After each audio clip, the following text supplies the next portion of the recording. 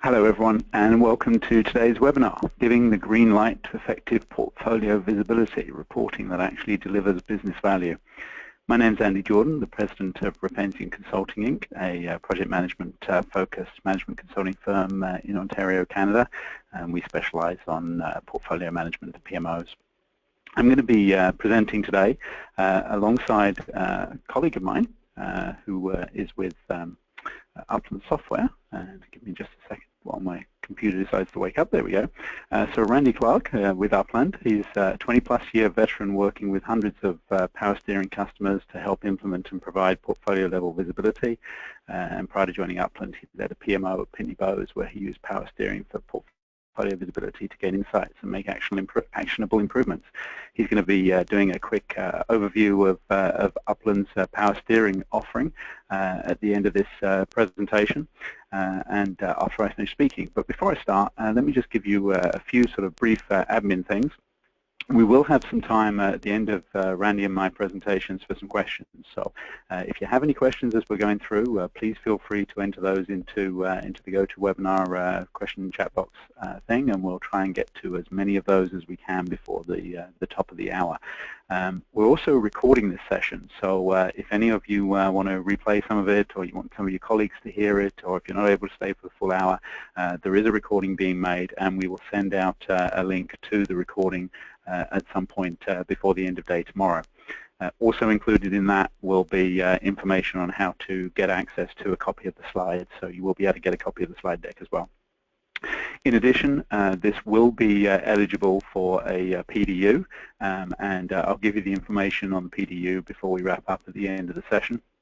And finally, if you're having any challenges with the audio, if it's fading in or out, the audio is through your computer, so please make sure that you check your computer audio settings to make sure that, that everything is okay there. All right, so with that said, let me get straight on with it and let you know what we're going to be speaking about today. So here's the contents. I want to give you a little bit of background as to why I think this is an important topic, why it's something that we need to be considering, and then give you sort of a little bit of my roadmap, if you like, for how we can make reporting, how we can make dashboarding a little bit more relevant. And you see there I'm going to talk about relevant information, a focus on actionable insight, and I'll explain what I mean by that when we get to that sort of section. Talk about how reporting can provide PM support and alignment. I want to talk a little bit about integrated reporting, the idea that we don't just look at project level reporting as something that's standalone from everything else that happens in the organization. And then I want to spend just a couple of minutes at the end talking about how you can actually go about implementing some of these concepts within your organization, in your workplace. And then, as I mentioned, I'll hand over to Randy, and he'll talk a little bit about how power steering can assist. So let me get straight into it. Oh, let me click 2 slides. There we go. So first off, a little bit of background. Dashboards, historically, they focus on providing consolidation. Any of you that are involved in project management, you probably see something where you have to do a project status report that might get rolled up into a program status report that then gets rolled up into a portfolio level status report that maybe gets combined with some other PMO level reporting.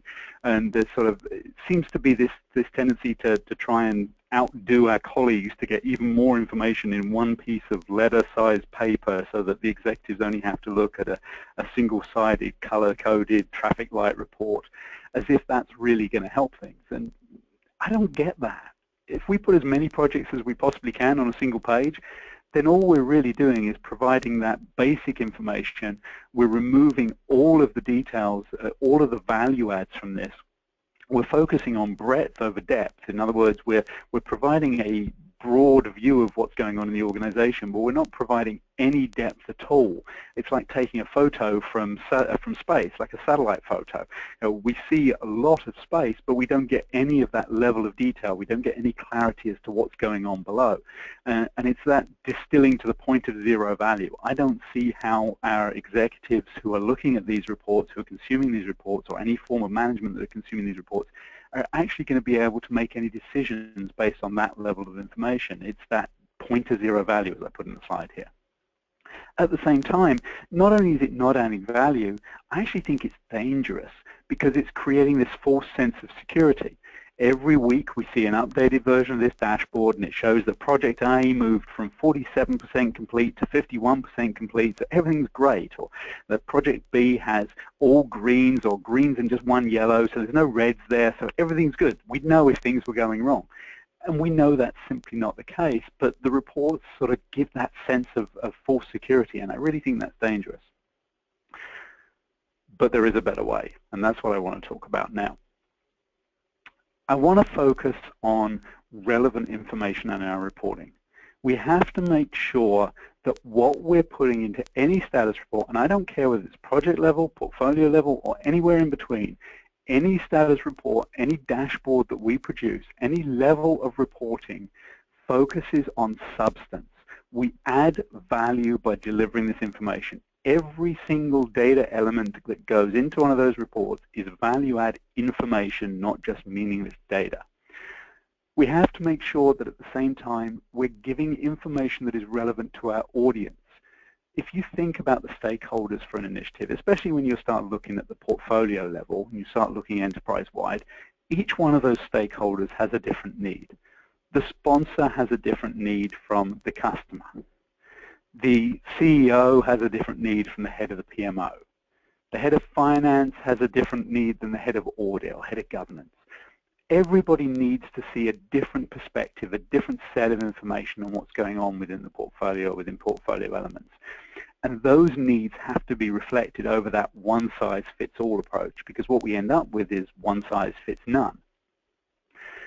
We have to give real information over data. The distinction there from my perspective being information is something that we can act upon. Data is just ones and zeros, bits and bytes. It's just a red, yellow, or green dot or a number that doesn't necessarily mean anything. What do we do with 47% complete, even if that's 47 complete versus 45% complete that we should have been? There's nothing we can action there. There's nothing that is real, true value-add information. I also think that we need to focus on the minimum necessary over the maximum field size. What do I mean by that? Well, as dashboards start trying to put more and more information into the same report, we end up saying, oh, you can only put so many characters in there, or you're only allowed to have 2 bullet points in the summary of what's going on. That's the wrong way of driving it forward. Not everything works that way. We need to be able to provide the minimum amount of information necessary to get across the point, to allow for a decision to be made, whatever it might be. Not just limit ourselves to an arbitrary field size that says you can only have 2 bullet points in there because otherwise we run into somebody else's space. That's the wrong way of looking at it. And then finally here, stakeholder pull over project team push. What do I mean by that? Well, I don't want the project team to be controlling what information is presented and when it's presented. I'd much rather have all of the information available and then stakeholders pull that information to themselves for when they need it. And a little bit of a graphic just to sort of illustrate my point here. If you think about what we as project-related people want to say, we've got that left-hand side of that Venn diagram there. And then if you think about all our stakeholders and all the information that they're looking for, there's a whole nother set of expectations that they might have. What's really relevant is what's in the middle there, where there's an overlap between what we need to say, what they need to hear. Now, I don't suggest here that if something's going wrong with a project, we should put that on the left-hand side of that circle so it's not in that what's relevant piece. But we all know that there's a whole bunch of stuff that happens within a portfolio that's not necessarily relevant to a particular stakeholder, so they shouldn't be consuming that information. We also know that some of the questions we get from our stakeholders, some of the requests for information that we get are not particularly relevant to the project. It's just, oh, I want to know what's going on. That's not going to work either, so that falls into that right-hand part of that Venn diagram. We need to focus on that middle piece, and if we can do that, then we make sure that we're actually providing value-add information. We're providing information that, that helps the organization move forward, leads to better management of the portfolio. Talk a little bit about tailored information, and here's just an example. I'm not suggesting that this is a comprehensive list, but if you think about different stakeholder roles, and you can add in whatever stakeholders you have across the top there, each of the stakeholders has a different set of needs of categories of information. The end user on the left-hand side here, well, they're really concerned about what features am I going to get from this product, or how's it going to change the way I work, and obviously they're concerned about the schedule. They want to know, when is this going to happen? They probably don't care too much about how much it's costing because they're the end user. The customer might at the higher level, but the end users really don't care about that. And they sure as heck don't care about the assignments of who's doing the work to get there. They just want to know, what am I getting? When am I going to get it? Sponsor, in contrast, obviously the sponsor is concerned about the constraints there, so scope, schedule, budget, risks. We can probably add quality to that as well. You know, all those kind of scope-related, constraint-related things. That's what's going to be top of mind for the sponsor, and obviously performance ties into that as well. The team, they're concerned about the work assignments. They want to know what they're supposed to be doing, what they're supposed to be doing next. You could probably add in some schedule there and some of the dependency concepts around that. And obviously they want to know the issues. And then, you know, you see on the PMO, I'm not going to read them all through, but you get some sense of the PMO looking for different stuff as well. Add in whatever stakeholders you like. They're all going to have a different set of needs. And it makes sense that we should be providing information that meets those needs.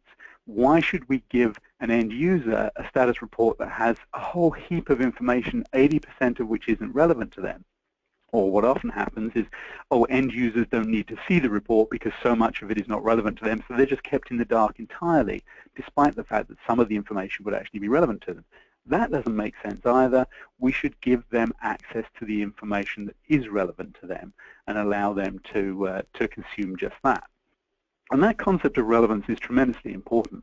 And I want to really focus on that here in this sort of need versus want versus expect piece. And I just put a little simple, hopefully sort of vaguely fun sort of flow chart together here, or process flow together.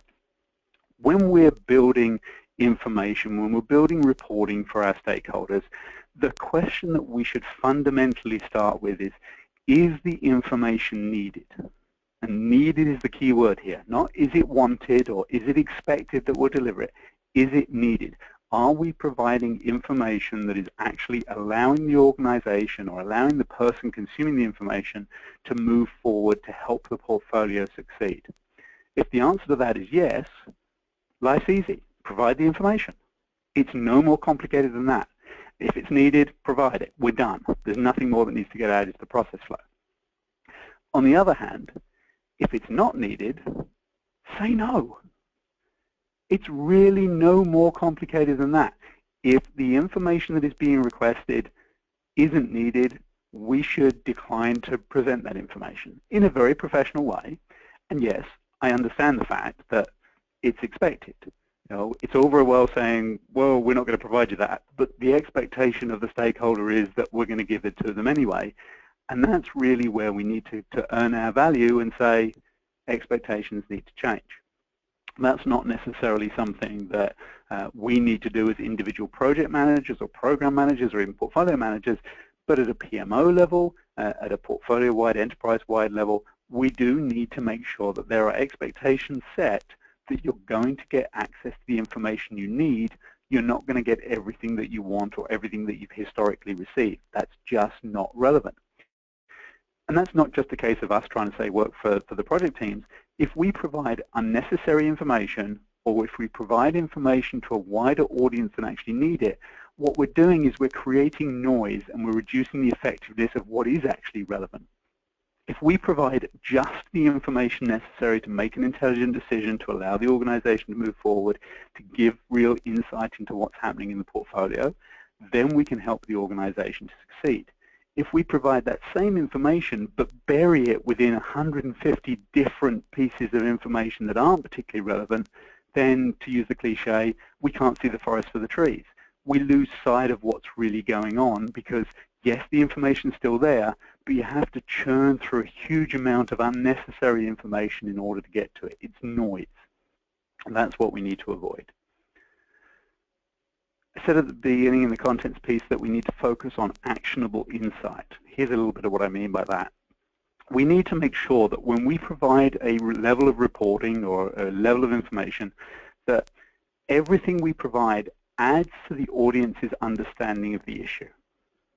If it doesn't, Why is that there? If we're not helping the people consuming the information to gain a better understanding of what's going on, we're not helping them. Are we providing information that provides decision support? Are we allowing the people who have to make decisions, approve changes, agree to invest more, or whatever it might be? Are we helping them to make an intelligent decision? If we are, then we're focusing on where we should be focusing. If we're not, then we're missing something or we're providing information that's not relevant. Are we helping to clarify required actions? Are we helping to make a choice between option 1 or option 2 to resolve an issue? If we are, great. If not, there's a problem. Are we enhancing organizational understanding? Are we satisfying stakeholder needs, not wants or expectations? i.e., are we allowing them to move forward? These are the questions we should ask ourselves whenever we're preparing a level of portfolio reporting to any set of stakeholders. This is what we need to focus on. This is the information that they really need, and even if they think they need more information, once they actually see a report that allows them to get this without all that noise, they're suddenly going to wonder how they succeeded without it before. Let's talk a little bit about management support specifically. If you think about the problems that arise within a portfolio, it's all about getting to the right solution as quickly as possible. Here's a problem, an issue, a risk, a variance from plan. We need to get right to that end result, that solution, that set of steps that we take that resolve the difficulty, that mitigate the risk, that eliminate the issue, that bring the project back on plan. To do that, we've got to address this piece in the middle, the information piece. We have to make sure that we provide decision makers with the number of options that we have. We could do A, B, or C. We need to provide them with an analysis of those options. Here's the benefits and here's the disadvantages of each of those options. And then we need to be able to make a recommendation. We think, on balance, option A is the best way forward because of these 3 reasons. Once we've provided that information, then these decision makers can make their decision. They can go with their recommendation, or they can make an alternative decision. We can understand the impact of that decision, because nothing comes for free when we're resolving problems. We can measure to make sure that we are actually resolving the issue, resolving the risk, resolving the variance that we had before, and what the knock-on impact is, what the collateral damage is, and we can make sure we actually achieve that solution. All of this requires the right level of relevant information. If it's there, this becomes a seamless process that moves forward. If it's missing, then we end up guessing, or we delay the right solution. And even if we end up in the right place, it's taken longer to get there. There's more damage that needs to be overcome to get the portfolio back on track. Governance oversight, effective communication, effective reporting for governance really is a two-way piece here. On the left-hand side here, I've got the reporting up stuff, the stuff that's coming from the project and program teams to a portfolio level to the PMO to allow for that governance model to work. The idea of performance against controls, compliance, the alignment, are we actually still delivering against a set of strategies that actually sort of keep us in track with achieving our strategic objectives. And then what I put at the bottom there, this pulse communication, is almost like the heartbeat. It's just confirmation that the project is still proceeding, that we're not reporting any issues because everything's going well, but here's the information that demonstrates things are going well. It's just that sort of almost a sense of yes, we're aware. Yes, things are okay. We do know what we need to report. We are reporting everything that we need to, and there's no need to worry. With the absence of that information, then people start to worry. People start to get concerned because things have gone quiet. The pulse communication just stops that from happening. The right-hand side, that's more of a control. That's more of a downward push of information, allows for communication to the front lines of project execution from higher levels of the portfolio. And again, this needs to be effective information provision. We think of reporting as being more of an upwards report concept, and yes, I guess traditionally it is, but there still needs to be information flow in the other direction. We may not call it reporting, but it's effectively leveraging the same concepts. It still needs to be effective. It still needs to get rid of that noise. And that's focusing on adjustments to the project because of alignment changes, corrections for any problems that we've had, any variances that we have. any investigation that has to happen, if there's a risk, we may need to do a little bit more analysis to understand what's happening. Changes, of course, we're all familiar with. And then confirmation communications, just that. Yep, no changes, everything's good, keep things going. It's just maintaining that dialogue. PM support and alignment. This is something that I think a lot of organizations overlook. They don't spend as much time here as they should. PM support and alignment, I think, is tremendously important. Any of you that have worked as project managers will know that sometimes you feel as if you're a little bit isolated, and that's never good. So PMs need to be able to have dialogues with each of these sort of outlying circles that I've got here. They need to have communications, effective information flow with the PMO. That may be focused on process compliance, it may be focused on coaching and support, guidance around a particular issue. There needs to be communication back and forth with the portfolio. Are we still contributing to the portfolio goals that we need to? Has there been a shift? Is there something that needs us to change? The team communications, that's something that PM usually is pretty good at. They're used to working with their team, but there still needs to be that two-way dialogue, not just of what's happening around the project itself, around the plan, but also communication from some of these other areas. You know, changes in the portfolio need to be communicated to the team, and so on. Strategy piece, that's definitely something that is missing, that sort of why piece. You know, why is this project being done? That's something that a lot of PMs, even today, don't have that full understanding of. And certainly if the PM doesn't have it, the team doesn't have it, and that's a big issue. Stakeholders, another area where communication is traditionally pretty good, and then program level is a little bit hit and miss, and obviously depends on whether the program's there.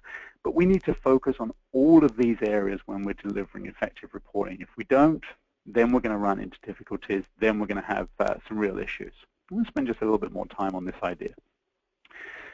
We need, as project managers, to have meaningful information.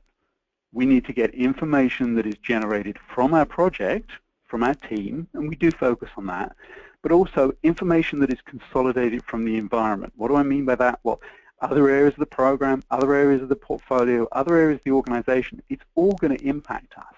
If we are delivering a revenue project, then we're part of the portfolio focused on revenue, and there's probably 3 or 4 other projects that are also focused on revenue. If one of those projects is having difficulties, it may not hit its revenue target. That's got nothing to do with our specific project, but it still impacts us because we've got a common goal, the achievement of the organization's revenue targets. So we may need to act differently because another project is having difficulty. We can only do that if we have that meaningful information. We also need to have support in order to process that information. We need that context within the project ecosystem. We can't just take information that this project is having problems. Oh, okay, we do this then. We need to have a conversation with areas of the portfolio, areas of the executive, trying to say, okay, we understand this problem, this project's going to miss its revenue targets. We understand that we contribute to revenue, so we need to do something. But what is that something? Where's the context? How can we help? How can we make up that shortfall from an environmental standpoint, from an organization-wide standpoint? We need to be able to have a dialogue around the implications. If we're going to change our project to try and achieve more revenue, to make up the shortfall from elsewhere, what does that do? What's the impact of that on our project? What's the impact on the budget, on the delivery, on the scope? And then we need to leverage the help, the experience that exists elsewhere in the organization, elsewhere in the project execution area, in order to help make the right decision. And that's something that is driven a lot by interactions between people, by conversations, by meetings, but it's all built on a foundation of reliable information. If we don't have information that is not only accurate and timely, but trusted, we can't make this progress. We can't get to this end state. And this is really just sort of trying to sum up all of that information, that all these stuff on the left-hand side, the organizational information, the project and program information, the details of what's going on in the portfolio, the information from our teams, and then information from outside of the organization, all drive the activities that we take. If any one of these is missing, then we can't guarantee that we're going to make the best decisions, that we're going to pursue the best activities in order to achieve the outcome that we need as an organization. And that's a problem.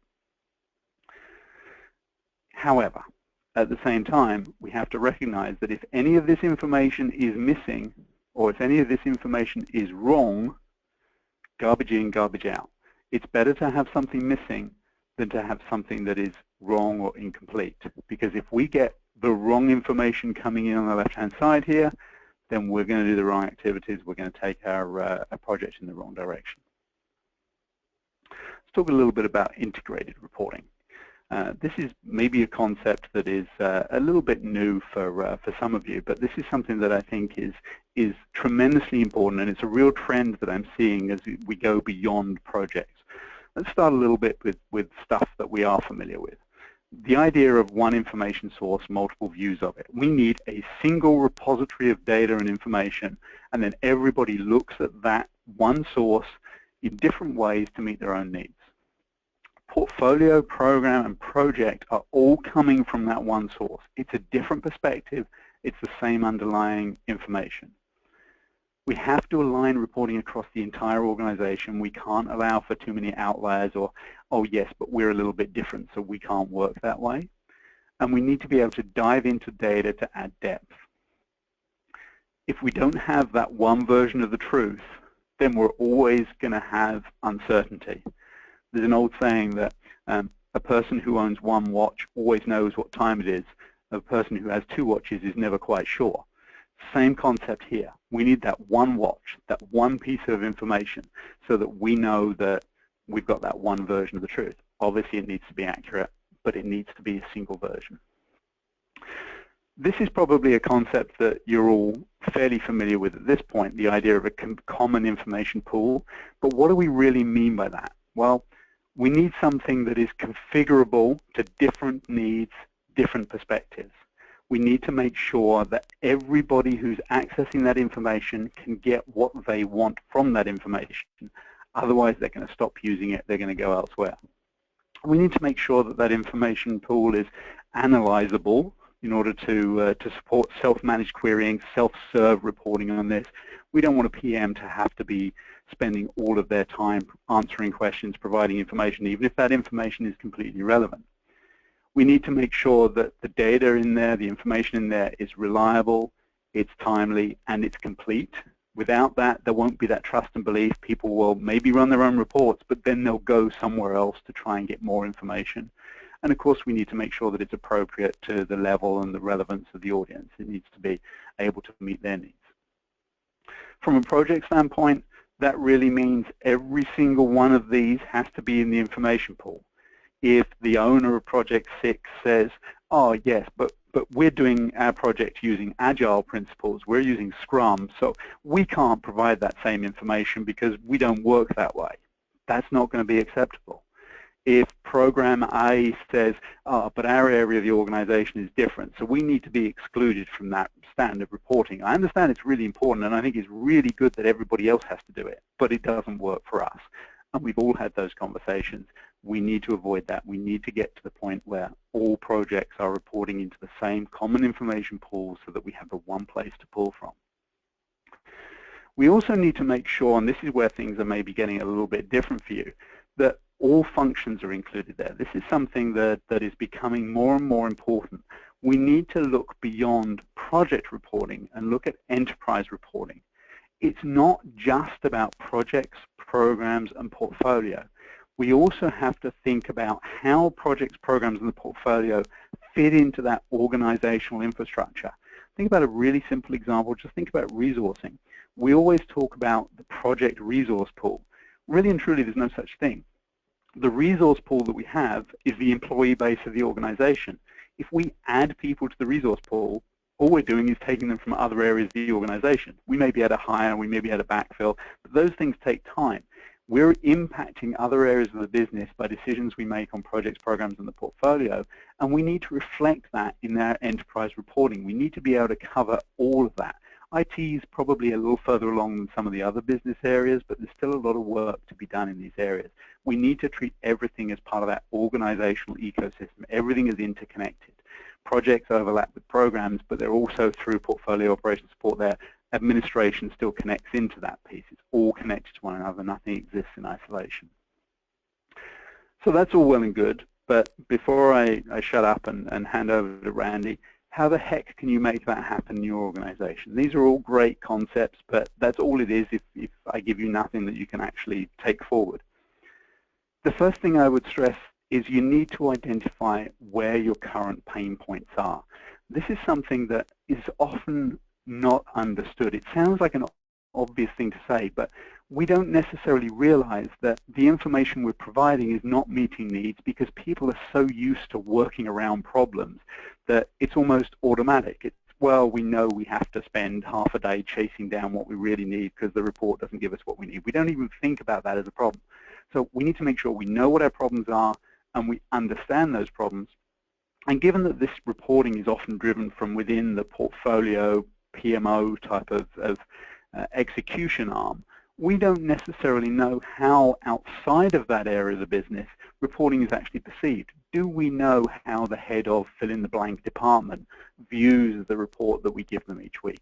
Do they know that it's useful? Do they feel that it's useful? Do they ignore it when it comes in? Do they just print it out and give it to an assistant? What actually is happening? How is our information perceived? If we understand that, then we know where our problem areas are, and that's step one in solving this. Then we need to prioritize our improvements. And that's really a combination of those two pieces that I put on the screen there. Firstly, what can we fix easily and quickly? And secondly, where are we going to have the biggest bang for our buck? Where are we going to make the largest improvement? We shouldn't focus on one and not the other. It's probably a combination of both. There are going to be some things that we can deliver quickly that will give us some easy wins, that will help give us buy-in to do the rest of the work. And then there are those things that are probably going to take a little bit longer, but are going to have a much bigger impact and need to be done as well. But we need to prioritize those. We can't do everything at once because no one's going to say, oh, stop delivering projects for a year while you figure out how to do better reporting. Everything's going to have to be done here on top of all the rest of the work that has to happen. We have to gain buy-in. That's critically important. If we're not meeting the individual needs of each of our stakeholders, they're not going to accept these changes. That may be an education piece, it may be a case of changing expectations, but we need to demonstrate that we're still meeting needs. Not necessarily wants, but we're meeting needs. And then we have to obviously monitor what we do and make sure that we're actually delivering the results. I put together, just as a final slide, a little bit of a cycle there that sort of hopefully is a little bit easier to think about. Starting at the 12 o'clock position at the top of the clock there, we identify the problems. We then need to analyze those problems. What's the impact of those difficulties? How is it affecting our ability to deliver success? Based on that, we can prioritize what needs to be addressed first. We then implement those solutions. We work with our stakeholders to gain acceptance for those solutions. We then validate that the solutions that we've put in place have actually delivered the results that we expected them to. If need be, we adjust. And then when we've done that, we go back to an identify phase. Even if we've got prioritized phase 1, phase 2, phase 3, once we've implemented our first round, we should go back and see what our new problems are because our priorities may have changed a little bit based on the success that we've already implemented. I'm not going to pretend that's easy to do. I'm not going to pretend that's something that you can do overnight, but that's really where we need to go forward. So with that said, I'm going to hand over to Randy, and he's going to give you an overview of our steering. Give me just 2 seconds while I make Randy the presenter, and then you can take over. Great. Thank you, Andy. Interesting presentation, and I reflect back on a quote I heard the other day was when you noted garbage in, garbage out. And somebody said that, and someone in the room said, hey, even worse than that is garbage in, gospel out. Yes. You're making decisions based on garbage and considering it gospel. So great, I have an opportunity to show you a little bit about power steering and what we do and how we handle some of those reporting, roll-up, and dashboard needs to help organizations make better decisions and to get people key information that they need. So a little bit about power steering, part of Upland family of products. Power steering is a web-based application to do project portfolio management and also manage any type of work activities, being application management, work requests, help desk type elements, break fix, any type of work that's done across the organization. So I'm going to log in here to Power Steering. It's a web-based application, so it is a single source available to everyone real-time, right? So all data is real-time, all dashboards. When I log in as a PMO or executive user, so my needs as a stakeholder is to look at a broad view of our portfolios. And so what we provide is the ability for users to configure the look and feel of the dashboards and the data that they consume. And so when we look here at on this page, when I log in, my home page brings me to what we call a visual portal. And a visual portal allows me to aggregate and pull together these charts and graphs of key information that's important to me. And that's really a key driver of this. So what's important to you, right? That whole cycle that Andy just talked about through identifying, analyzing, prioritizing the types of needs and problems you have to get at the right data. Well, that's one of the things that we provide as consultants when we deploy into a client. Is the first steps is our consulting group, who's worked with hundreds of other organizations, help walk through that process of identifying their problems, their areas of need, and to aggregate and pull only that information that's important. So in this case, we're looking at things like total spend to budget, and we can see we're right on the edge, right? If I currently hover over that needle, right, of where our budget totals are. And if we want to know more about sort of the distribution of that, I'm going to zoom into that chart in the middle. And this shows me that across our total PMO that we've got an annual sort of budgeted target of $3.0 million for the organization. Now that is a roll-up of budgets that have been set in these 4 unique business units or groups. So you structure it however it makes sense. If it's a product line or business unit, can each have their own goals, expectations, and targets. We see here our real-time roll-up across all of our expected forecasts and spend is just about right at the total, right? So that tells me I'm right at the edge, and all of the negative variance is really located in one functional area. Everybody else seems to be on or below target, where we've got one group that's above. Now, what's going on, right? So this is making visible something that maybe wasn't,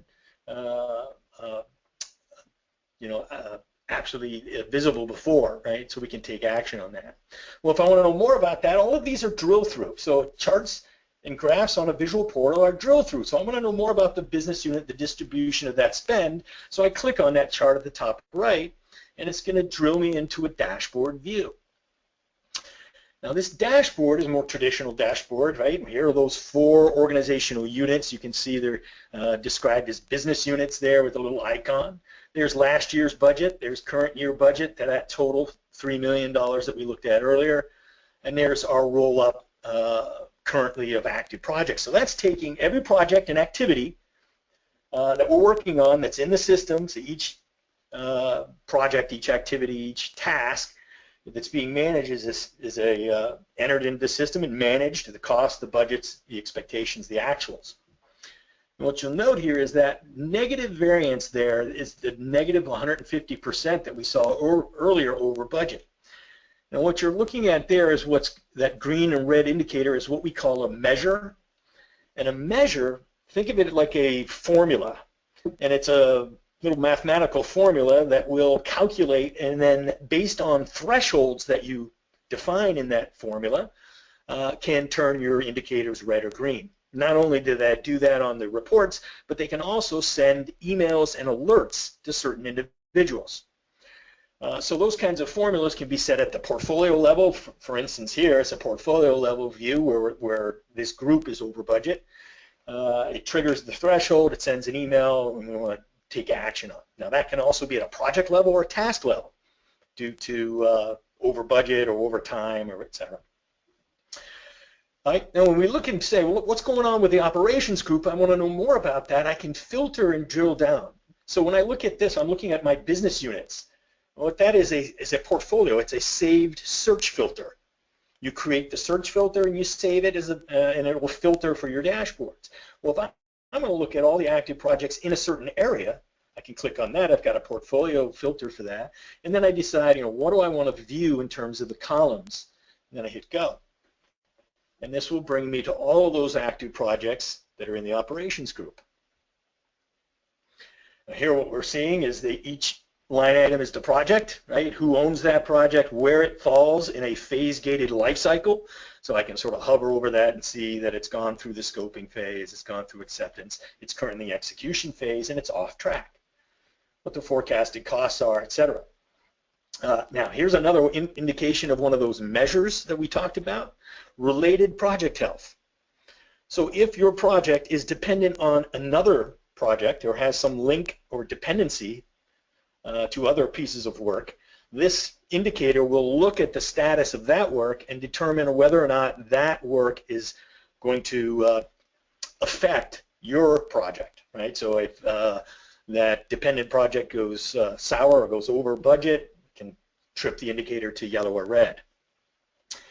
Now, key things what we're looking at on a dashboard, when we said, well, what are some of the key needs and information we needed? Well, one of those was, hey, we're having trouble with approving documents like requirements and spec docs and getting those approved. So we wanted to be able to track documents that were submitted for approval, and so Power Steering will manage that approval process for you. I've got a requirements document that needs to be approved, it's a digital signature on it.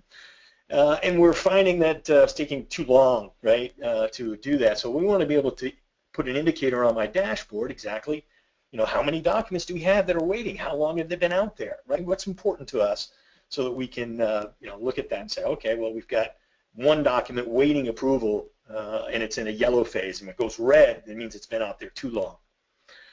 Again, trying to focus on things that we can take action on, and so what's going on? Well, why aren't we approving and moving through those things quicker? Okay. So if we go back to our visual portal and we say, well, what's going on with the status of our projects? And we see that we have some projects that are off track. Well, I want to know more, and I click on it. Right? When I click on that, drills me down to a report. And so this is an ad hoc sort of out-of-the-box report that comes with Power Steering, where you can filter based on the types of projects and the groups of projects that you're looking to report on. And then we see at a higher level view sort of the time frame and the status of those projects. So there's a project that's off track. What's going on with that one? Click on it. Right? So I've been able to drill down. Now I am at the project level. And this is the page on which the project is managed. So you've got the project team, the project manager, putting their schedule, their budgets, their documents, the status reporting all on a single page where you can collaborate and work on the project. And we see that this project's in the execution phase, it's off track. Well, we wonder what's going on. Well, we've got issues and risks. So if I drill down into the issues, the risks, I can find actionable items, I can post discussion items, I can assign tasks, all within Power Steering, all within 2 or 3 clicks. What we find, and one of the things that differentiates Power Steering from others, is that it's very easy to use and very easy to configure so that people do put the information in, that provide a single source of information around their projects. It's very simple and easy to enter that data. Other views of dashboard looks and feels, right? So if I want to drill into what's going on with the pipeline of projects, right? Well, if I want to look at my pipeline of projects, I've got a visual portal. So if I have responsibility for the pipeline and managing the prioritization and pipeline of I would pull together a visual portal to that, because it's information I need to show me, well, how many projects do we have and what type are they? Are they grow the business, run the business? It's important to us in our strategy that we're trying to drive certain project types. We want to know where those are coming from in our key locations, how many have been approved, how many are awaiting approval, how much net benefit to us is in the pipeline. And then finally, looking at a view on the top left there, a comparison view. Let's drill into that comparison view. So here we're looking at a dashboard bubble chart. Each project, each bubble here represents a work request, a project opportunity in the pipeline, which has been scored based on probability of success and net benefit. We want to focus on those in the top. The black means it's a completed request, which means it's ready to be turned into project work. Right? We've also set some zones, so that we want to focus on those in the green zone and really avoid those that have a low probability of succeeding and have a low net organizational benefit. Maybe we prioritize those lower. Again, helping the organization make decisions about which items are going to come into the pipeline next. Along with that, right, if I go back to my dashboard, once our projects are in flight, how do we understand and prioritize and rank those in terms of effort and in terms of the resources we put to them? Well, if I look in the bottom right chart, I'm going to drill into that one. It's going to take us back to our dashboard view. And here's a dashboard view looked at all of our active and proposed projects. Active projects are either green, red, or yellow, and white ones are proposed, meaning that we're looking to scope those projects and determine whether we should fund those. What I'll point out here in this dashboard is this rank column. So in the rank column, what we've done is calculated a formula. Again, this is one of those measures which looks at variables on the project and calculates and stack ranks your projects from top to bottom based on that formula. So we know across the top, right, our number one top ranked priority is the SOX compliance. Our lowest one is the CRM next gen element that's here. Again, very configurable, modified for the user. Now, each individual user, once I look at a layout like this and I say, well, you know, I like this layout, but really I don't have any use for the priority and the alignment score. So I can just go in here in my column picker and say, well, don't show me that priority or alignment score. I don't need to see that. So for me individually, I don't see those fields. Anytime I come back into, if I leave PowerShare and come back and it remembers my unique clearings or settings. Right? So last piece, when we look around resource dashboarding, right? So if I go back and start at the highest level at our visual portal, and then we'll open this up for questions. Look across our resources. I'm able to pull together aggregate views of the resources that we have, the total hours of supply across analysts, DBAs, developers, and project managers. This includes all those roles. And the line indicates for me the demand in terms of project resources needed over time. And we can see that we've got a little bit more demand in October than analysts. Otherwise, we're pretty much overstaffed, which is a good problem to have, I guess, which never happens. If we want to know more detail about where those resources are and what they're working on, I can go to our resource review dashboard, and this will be the final view, and then we'll open it up for questions. Well, here I'm filtered out and I've created layouts for different roles and users or groups in the organization. This happens to be filtered for developers, where I have all of my developers and the activities and time allocated and available over the next 5 months. And then down below, all of those projects that require a developer but yet do not have one currently assigned. And we can see, what is Eddie working on here? If I want to know more, find out what's going on. He's 102% allocated. Well, let's take one of the low priority items. And if we take one of those low priority items, I can reassign it and take action to balance that work. Okay? So that's really Power Steering. What it basically does is a single source of information. It's a web-based application. All the projects and the data around the projects are available real time. Each user has their choice of view into the data to be able to make decisions and take actions as need be. So Thanks, Randy. Sure. So just a reminder for everybody, if you do have questions, we've still got 10 minutes or so left, and we'll try and get to as many of those as we can before the end of this presentation. So please type those into your question panel now. And we do have a few questions come in, which I've managed to lose here, so give me just 2 seconds. And there we go. All right, so a few product-related questions, Randy, so let's leverage that you've just done your demonstration. The first question, there's a few people who've been asking about maintenance of the data, where the data is coming from, how much time and effort it takes to actually enter in the underlying data for this. Some concerns that that maybe people would need to spend too much time maintaining it each week. So do you want to talk a little bit about where the data comes from, how it's captured, and just sort of how much work it is to support the tool? Sure. So the each piece of work or each project has its own entry. So if I go to, let's say a very simple project here, which uses no gates or phases. So basically, you're entering the work into the tool, which is very simple, wizard-based, follow through, fill out the fields. What is the project? Where is the project? Now, a key element that, in terms of feeding this data, again goes back, Andy, to what you said, is hey, what is one of the major problems we have is too much data.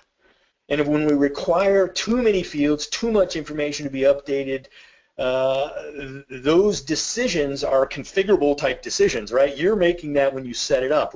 We could make it so that only the budget and the key milestones are needed, and it's very, very little data, or we could require tons of information. So when we do a deployment, we recommend that all clients follow a sort of crawl, walk, run approach to implementing a tool like Power Steering, meaning only implement what you absolutely need in the first phases, right?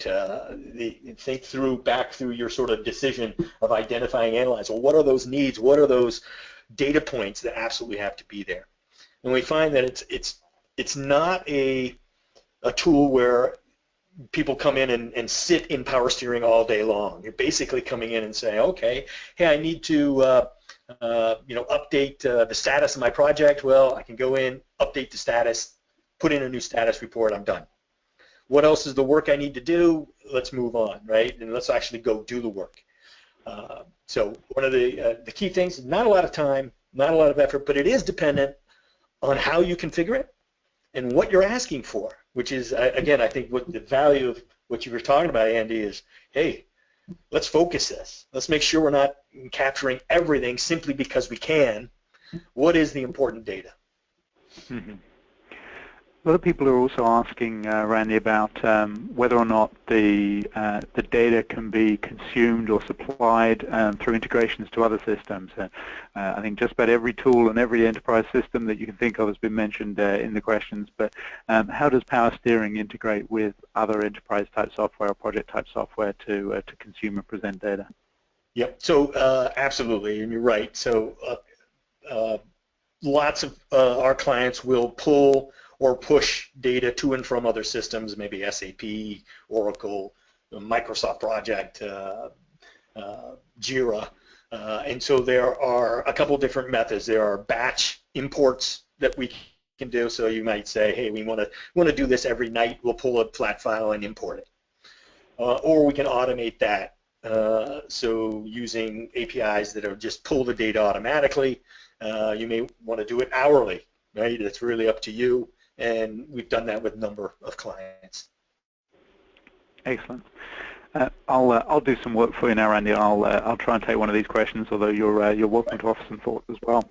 Sure. I had a question that was looking at the different types of project execution approach that are in use in organizations now. I guess Agile and Waterfall, or Agile and Traditional, are sort of the obvious examples, and how the fact that they are very different from one another, that there isn't necessarily common reporting or data points that we can use to focus on reporting, and how do we handle that from an enterprise-wide standard reporting approach. From my standpoint, I think we need to focus that into sort of part of that change the conversation element of this. At a project level, I have no problem with differences in reporting for a Waterfall project and for an Agile project. The last thing I want is for an Agile team to be asked to present a Gantt chart. It makes no sense, and it does nothing except try and make a stakeholder feel as though they're comparing apples with apples, although they're really not. when it comes to a more enterprise level, when we do need to consolidate information from different types of projects, I would say we need to change the conversation to focus on what's important. At the end of the day, project level progress is not important at an enterprise level. We have to focus on the strategic benefits that are coming from these projects. And to me, that becomes a conversation about value. And I don't care whether or not we are managing our project using a traditional approach or whether we're using an agile approach. We should be able to look at, are we adding value for our stakeholders? And if we can't track that kind of information, then that becomes a much larger problem. It's a case of not understanding what it is that we need to do as an organization or what it is that's driving value. The specific measures of that will depend on the organization and depend on the situation, but we need to get away from this project level reporting to the high level because it doesn't make sense when it comes to waterfall versus agile or any of the other elements of that. Anything to add to that? No, absolutely. I think you're in a much better position as a PMO or executive, and if you're able to demonstrate that alignment with the core strategies and objectives and goals. Power steering allows that type of alignment so that we can see the, what is the work that we are engaged in and how does it support either revenue enhancement, cost reduction, customer satisfaction improvement. To be able to demonstrate that and understand it adds value to your position in the organization as well. Excellent.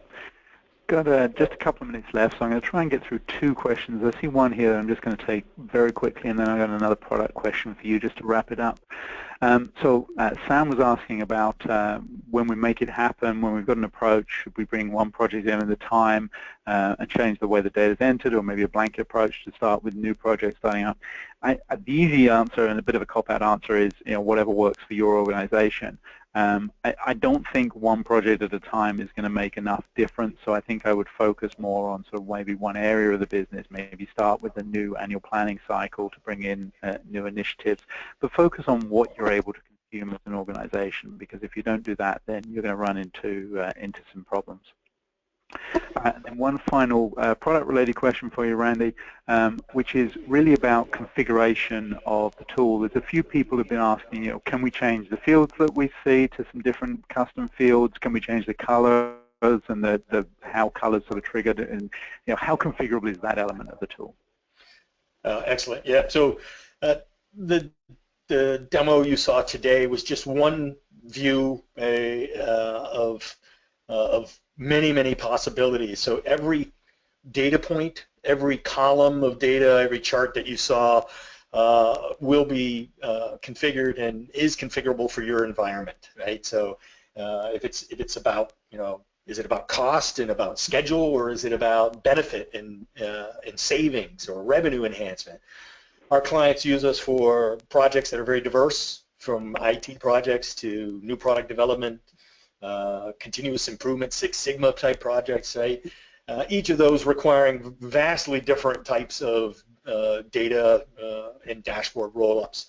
So it is highly configurable, and one of the things that's great and really differentiates us from other tools is the ease at which it's all point and click. It's administrator, business level. You don't have to have a degree in computing programming to modify and change those fields. We'll teach you how to do it. Excellent. All right, so we are almost at the top of the hour. The contact information for Power Steering has been on the screen while we've been answering those questions, and as I mentioned earlier, you will get a copy of the slides and a link to the recording afterwards. You get it there. For anybody who has more questions for me, then there is my contact information. And I apologize we didn't get to all the questions. We had a lot of questions come in, so I'll try to get to as many as we could. I did promise you that I would provide information on PDUs. So this is eligible for a Category C PDU, which is the self-declare option. So if you go to the PMI website and go to the continuing education piece, the CCRS section, then you will be able to enter that claim. Just enter the information from the webinar in the fields that it asks for, and you will get your PDU for that.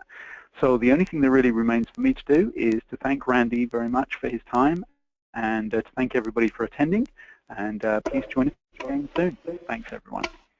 Great. Thank you, Jordan.